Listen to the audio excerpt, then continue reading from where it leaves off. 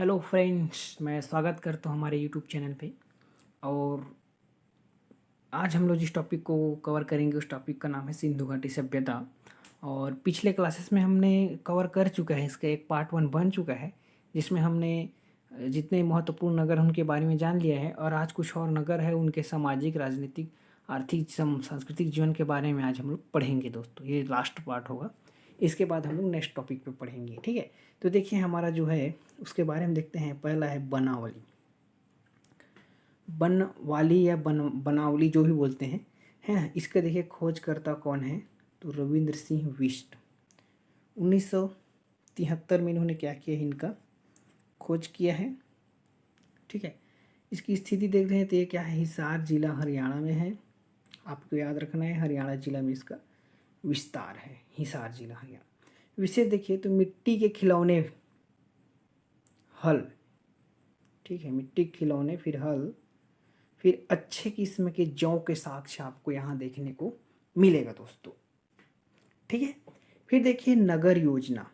नगर योजना तो शतरंज के बिसात के जाल के आकार की इसकी क्या है, नगर योजना आपको देखने को मिलेगी गाइस। ठीक है, फिर देखिए रंगपुर। रंगपुर क्या है आपका, तो ये इसके रंगपुर नाम क्या है, रंगनाथ राव। रंगपुर के हिसाब से नाम के आधार पर ही रंगनाथ राव ने इनकी खोज किया है 1953-54 में। अगर इसकी स्थिति की बात करें तो ये भादर नदी के तट पर गुजरात में है दोस्तों। ठीक है, इनकी विशेष बात थोड़ा सा देख लेते हैं। तो इनकी विशेष बात में देखें तो चावल, धान के साक्ष्य व कच्ची ईंटों के दुर्ग। ठीक है, मतलब दुर्ग के साक्ष्य, बाट जो माप तोल के बाट है ना, वो चावल के साक्ष्य, ये सब मिले हैं आपके। फिर नेक्स्ट टॉपिक है आपका सुरकोतला। ये नगर सुरकोतला है। ये सुरकोतला कहाँ है, इसके बारे में थोड़ा सा अध्ययन कर लेते हैं। देखिए यहाँ क्या है, ये सुरकोतला। ठीक है, सुरकोतला, इसके बारे में थोड़ा सा देखते हैं। तो सुरकोतला के बारे में देखें तो खोजकर्ता कौन है, तो जगपति जोशी। 1993 में, सॉरी 1953 में इन्होंने क्या किया है, इसका खोज किया है दोस्तों। ठीक है, स्थिति देखिए तो गुजरात कच्छ जिला में इसका स्थिति है। विशेष घोड़े के हड्डी जो कि सिंधु घाटी सभ्यता के नहीं है दोस्तों। ठीक है, फिर बर्तन में सावधान, मतलब बर्तन में ही दफनाया जाने का सावधान करें। ठीक है, फिर यह है नेक्स्ट टॉपिक धौलावीरा। धौलावीरा इसके बारे में जानते हैं। तो इसके खोजकर्ता कौन है, RN बिष्ट व जगपति जोशी। 1990-91 में इन्होंने खोज किया है, जगपति जोशी और RN बिष्ट ने। ठीक है, कहाँ है, गुजरात कच्छ जिला। ठीक है, विशेष इसकी बात करें तो नवीनतम स्थल तथा भारत में स्थित सबसे बड़ा नगर माना गया है धौलावीरा। ठीक है, भारत में स्थित नवीनतम सबसे बड़ा नगर माना गया है क्षेत्रफल के आधार पर। ठीक है, इसको याद रखना।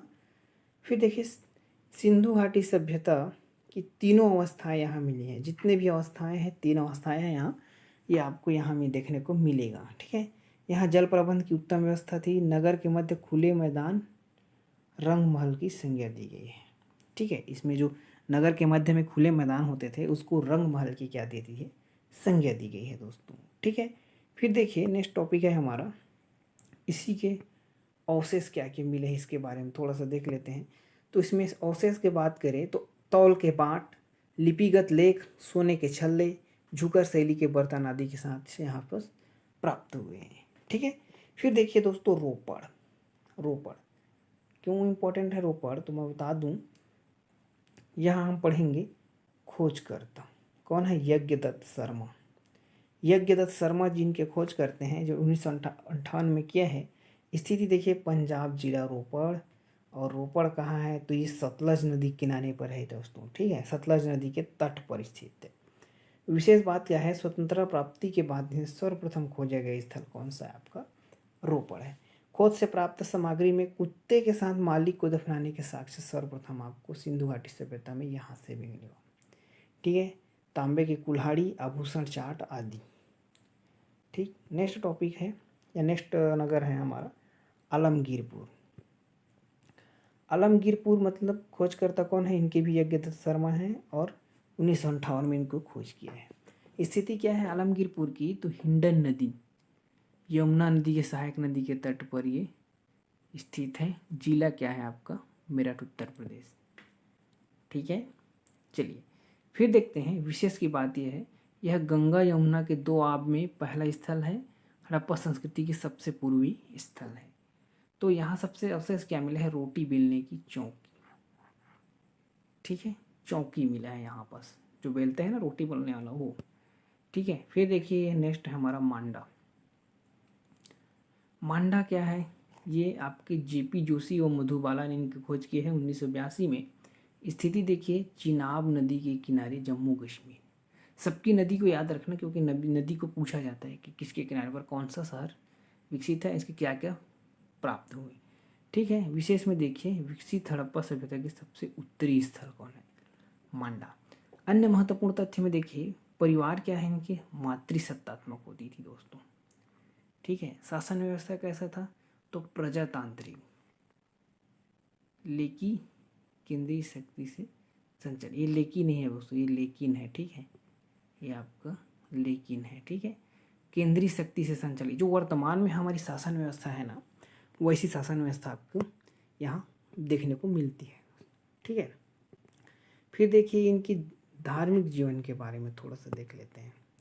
धार्मिक जीवन कैसा था, प्रकृति के पुजारी या उपासक थे। ठीक है, फिर मुख्य इष्ट देव मातृदेवी या भूमि थी। अन्य देवता पशुपति, कुबड़ वाला बैल, पीपल वृक्ष, कुबड़ वाला बैल सांड वृक्ष पूजनीय था। ठीक है, कुबड़ वाला बैल क्या था, जो सांड था वो पूजनीय था, विशेष महत्व था इन लोगों के लिए। ठीक है, फिर विशेष बात करें, नारी के गर्भ से पौधा उगते का साक्ष्य आपको देखने को मिलेगा कहाँ, सिंधु घाटी सभ्यता में। धरती की उर्वरता की देवी मानकर पूजा करते थे लोग, और हम लोग आज भी करते हैं। हमारे गाँव में देखिए आपको देखने को मिलेगा, धरती को माता मानकर उसकी पूजा पाठ करते हैं, फिर उसका काम करते हैं। ठीक है, धार्मिक प्रथाएं देखिए, जादू टोना, ताबीज़ों का प्रयोग, मूर्ति पूजा आदि का चलन था, किंतु मंदिरों का निर्माण नहीं था। आज हम लोग देखने को मिलता है क्या, मंदिर देखने को मिलता है, मस्जिद जितने भी देखने को मिलते हैं, लेकिन उस समय क्या था, नहीं मिलता था दोस्तों। ठीक है, बलि प्रथा भी प्रचलित थी, पुनर्जन्म में लोगों का विश्वास रहता था।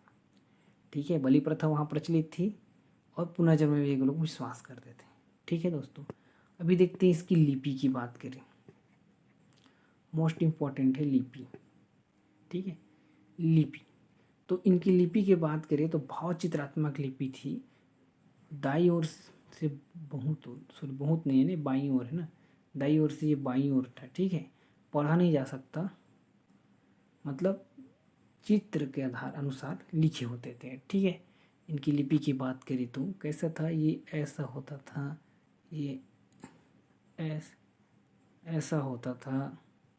ठीक है, और दायां से स्टार्ट होता था, मतलब ये ऐसे करके ऐसा होता था लिपि, है ना, कहीं थीटा है, कहीं फाई है, साइन है, इस जैसे दिख रहा करती है आपको।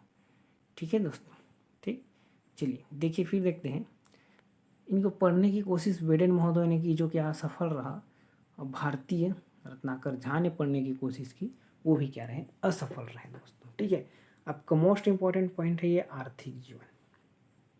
ये लिपि तो है ही है मोस्ट इम्पॉर्टेंट, साथ ही साथ ये देखिए मुख्य प्रमुख व्यवसाय क्या थे, कृषि, फिर द्वितीय पशुपालन, फिर व्यापार। आगे जब हम लोग वैदिक सभ्यता पढ़ेंगे तो उसमें पशुपालन सर्वप्रथम हो जाएगा, फिर कृषि आएगा, फिर व्यापार आएगा, फिर उत्तर वैदिक पढ़ेंगे उसमें फिर कृषि आ जाएगा, है ना। ऐसा ये तीनों जो एज है उसमें चलेगा ऐसा। ठीक है, तो देखिए कृषि, जौ, गेहूँ तथा कपास मुख्य फसल थे। संभवतः इसी सभ्यता के लोग ही सर्वप्रथम कपास की खेती करना प्रारंभ किए थे, जिसके कारण सभ्यता को सीडोन सभ्यता के नाम से जाना जाता था। कौन कहते थे सीडोन सभ्यता करके, यूनानी इन्हें सीडोन सभ्यता कहते थे। ठीक है, फिर देखिए नेक्स्ट देखते हैं अन्य फसल में। तो अन्य फसल में देखिए धान, सरसों, मटर, तिल, कुल 9 फसल पहचानी गई है। सिंचाई की व्यवस्था थी। ठीक है, चलिए व्यापार में देखिए जल और थल दोनों मार्ग से क्या होता था, आपका व्यापार होता था दोस्तों। ठीक है, प्रमुख आयात देखिए टीन और रांगा और चांदी कहाँ से, अफगानिस्तान से लाते थे। लाजवर्थ, मणि और नील रत्न ये बदखसा से लाते थे। और फिरोजा ईरान से लाते थे। तांबा खेतड़ी राजस्थान, सोना कोलार कर्नाटक, अफगानिस्तान और भारत से लाते थे। जेट पत्थर पामीर से लाते थे दोस्तों, ठीक है, जेट पत्थर पामी से। और फिर देखिए सुलेमानी नग सौराष्ट्र से, नीलमणि महाराष्ट्र से लाते थे। सिंधु घाटी सभ्यता के लोग निर्यात दक्षिण भारत, मेसोपोटामिया, मिस्र और रोम से करते थे। मतलब मेसोपोटामिया, मिस्र और रोम से करते थे, इसीलिए इनको जो है समकालीन सभ्यता कहते हैं, ठीक है। सिंधु सभ्यता का अन्य नाम देखिए, थोड़ा सा मैं इसके बारे में बताना चाहूँगा, अन्य नाम बताऊँगा क्या क्या है करके और कौन किसको बुलाते थे करके। देखिए मेलुहा मेसोपोटामिया के लोग करते थे। सिडून यूनानियों द्वारा कहते थे। कांस्ययुगीन सभ्यता, इसको पार्ट्स किया गया है धातु के आधार पर, ठीक है।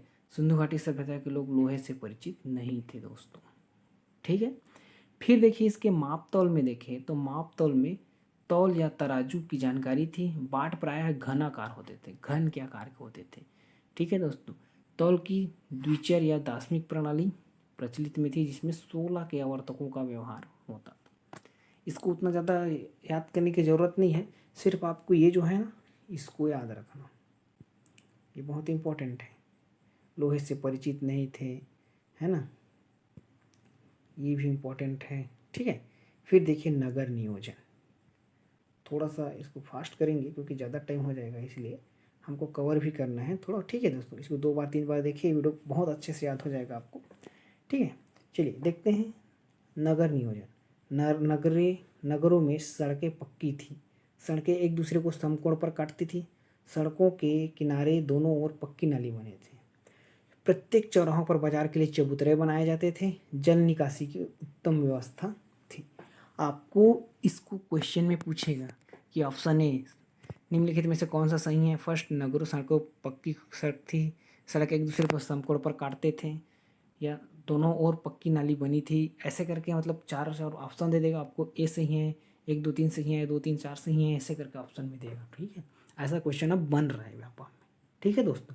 फिर देखिए मकान नियोजन, घर पक्की ईंटों के बने होते थे, ठीक। जो वर्तमान में हम लोग घर यूज़ करते हैं ना, वैसे उस समय हमको देखने को मिलती थी 2300 ईसा पूर्व या 3000 ईसा पूर्व पहले हमको। देखिए कैसे थे, 2 मंजिला भवन। अभी वर्तमान में अगर मेरे घर की बात करूँ तो मेरा भवन 2 मंजिला है। घर के बीच आंगन बना है, सही में बना था, यहाँ भी बना है घर वर्तमान में। आंगन के चारों ओर कमरे बने हुए थे। तो हाँ दोस्तों, हमारे घर में भी आंगन के चारों ओर घर बने हुए हैं। अलग से रसोई घर और स्नान गृह बने हुए थे। हाँ, वर्तमान में भी ऐसे ही देखने को मिलेगा आपको। मेरे घर में भी प्रत्येक कमरे में रोशनदान बने हुए थे। तो आज भी देखिएगा तो आपके प्रत्येक घर में आप लोग देखना, आपके घर में रोशनदान देखने को मिलेगा आपको। तो देखिए वो आज से 3000 ईसा पूर्व ये लोग ऐसे कर चुके थे, जो हम लोग वर्तमान में जी रहे हैं, ठीक है। मुख्य द्वार सड़कों के पीछे खुलता था, ये एक विशेषता थी इसकी, क्योंकि मुख्य द्वार है सड़कों के पीछे खुलता था। क्यों? ताकि पता ना चले कि दरवाजे कोई घर में है ही नहीं या दरवाजा ताला लगा हुआ है, तो जा ना सके। मकान जाल की तरह विन्यास्त थी, मतलब जाल के जैसे बसे हुए थे, ठीक है। शिल्प कैसी है, तो कांस्य या ताम्र संस्कृति युगीन संस्कृति है, लोहे का ज्ञान नहीं था। कला कैसी थी, मूर्ति कला चित्रकला का ज्ञान था लोगों को। सिंधु घाटी सभ्यता के निर्माता और निवासी के बारे में थोड़ा सा देखते हैं, है ना। कुछ विद्वान ने मत किया है यहाँ पास, ठीक है। क्या बोले हैं ये लोग कि लक्ष्मण स्वरूप और रामचंद्र ने बोला है कि ये आर्य थे बोल रहे हैं, ठीक है। किसने क्या बोला है इसको पूछा जाता है, आप याद रखना। गार्डन चाइल्ड ने बोला है कि नहीं ये सुमेरियन थे। राखाल दास बनर्जी ने क्या कहा है, नहीं ये द्रविड़ थे, द्रविड़।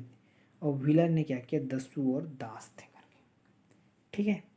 देखिए फिर इसकी देखिए सिंधु घाटी सभ्यता के पतन के कारण देखते हैं, ठीक है दोस्तों। सिंधु घाटी सभ्यता के पतन के कारण मैं आपको देखना मैं बताना चाहूँगा। तो सिंधु नदी के बाढ़ के कारण मार्शल एवं कैफे ने बोला है। प्रशासनिक शिथिलता के कारण जॉन मार्शल ने कहा है। नदियों के मार्ग में परिवर्तन सरस्वती नदी के कारण कुछ लोगों ने बोला है। विदेशी आक्रमण के एवं आर्यों का आक्रमण ने बोला है किसने, गार्डन चाइल्ड, मार्टिमर चाइल्ड और पिगेट ने, ठीक है। इन्होंने बोला कि विदेशी आक्रमण हुआ जिसकी वजह से ये लोग हुआ कर। भूतात्विक परिवर्तन डेल्स एम.आर. साहनी ने किया है, ठीक है भाई। फिर जलवायु परिवर्तन R.L. स्टेन ने कहा है। पारिस्थितिक असंतुलन फेयर फरविशने का। ठीक है, ये रहा। अब हो गया दोस्तों हमारा सिंधु घाटी सभ्यता कंप्लीट। ठीक है, और इसका मैं आपको ऑब्जेक्टिव भी कराते चलूँगा। ठीक है, आप टेंशन ना लेना, हम लोग पूरा अच्छे से पढ़ेंगे दोस्तों। ठीक है, अभी हम लोग क्या पढ़े, नेक्स्ट हमारा टॉपिक क्या पढ़ेगा, वैदिक एज। ठीक है, नेक्स्ट हमारा टॉपिक क्या रहेगा, नेक्स्ट टॉपिक में हम लोग पढ़ेंगे वैदिक, एक मिनट, चलिए क्लास को यहीं तक ओवर करते हैं, फिर नेक्स्ट टॉपिक हमारा क्या वैदिक काल रहेगा दोस्तों। ठीक है, या ऐतिहासिक काल हम लोग पढ़ेंगे।